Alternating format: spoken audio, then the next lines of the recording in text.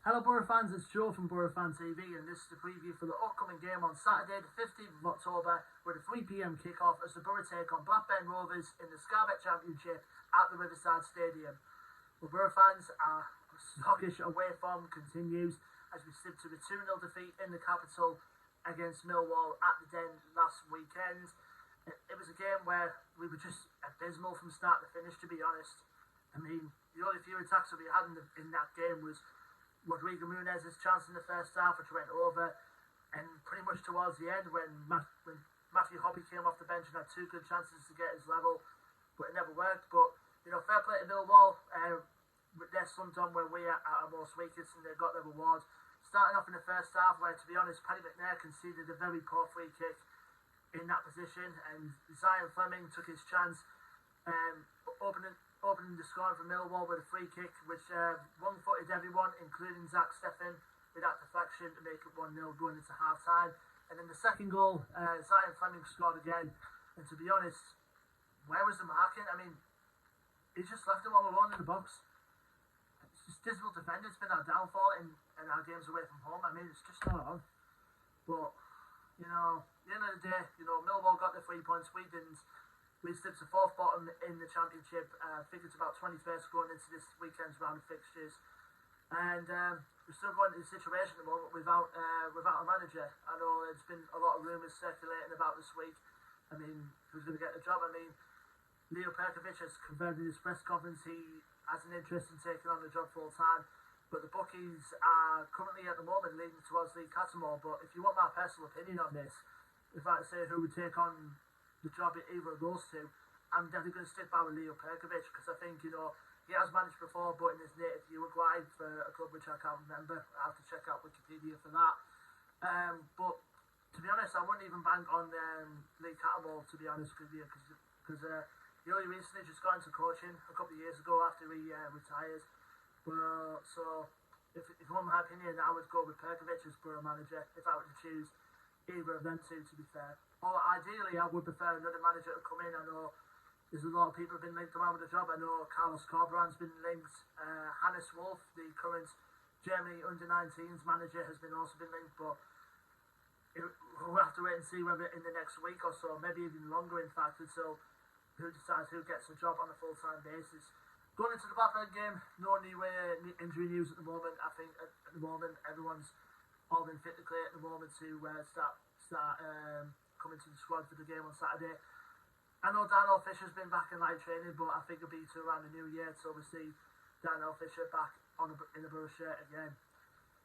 Now we're going to our opponents, Blackburn Rovers, who currently on a bit of better form than us at the moment. They currently sit 7th in the championship going into this next round of fixtures, even though they've played a game more.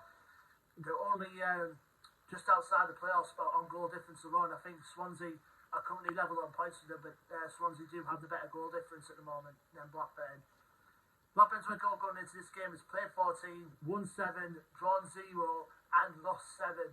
Last game out for them was a 1-0 defeat away from home at Wigan Athletic in midweek.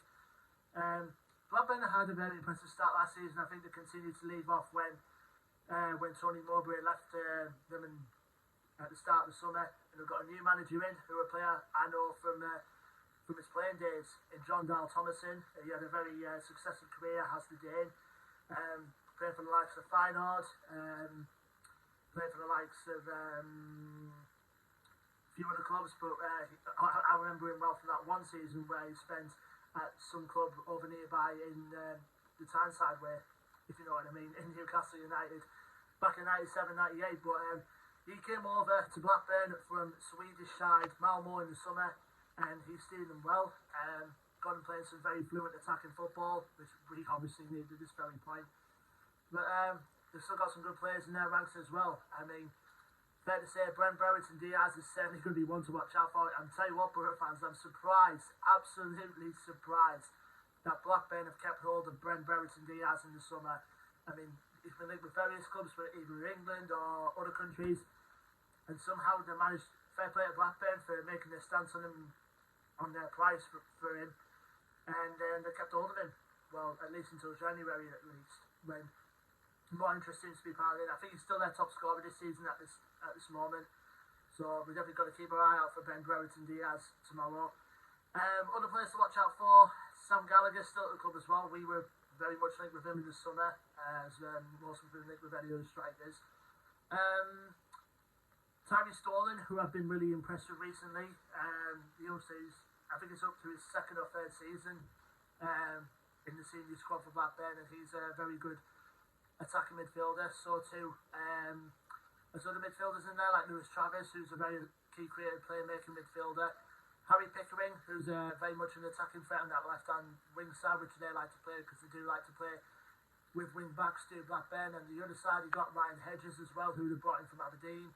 Defensive-wise, they've got a new signing in there in Dominic Hyam from Coventry, and Scott Wharton, who is in there as well. So they're a pretty well-knit unit at Blackburn, and every time we play them, there have been tight affairs.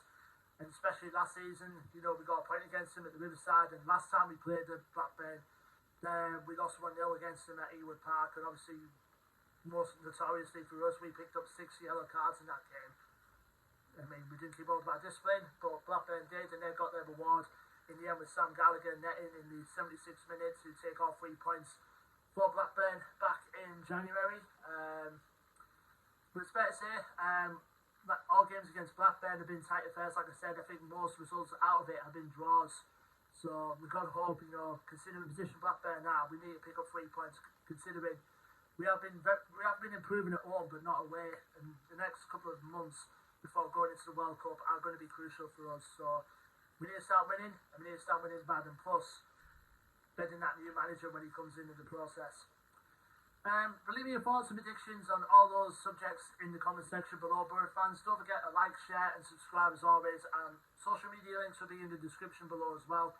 But until then, I've been Joe from Boro Fan TV, and I'll see you on the next match preview video, which will be for the game on Wednesday the 19th of October, as Boro head back out on the road as we head to the DW Stadium to face Wigan Athletic. Until then, Boro fans, take care, stay safe, and up the Boro.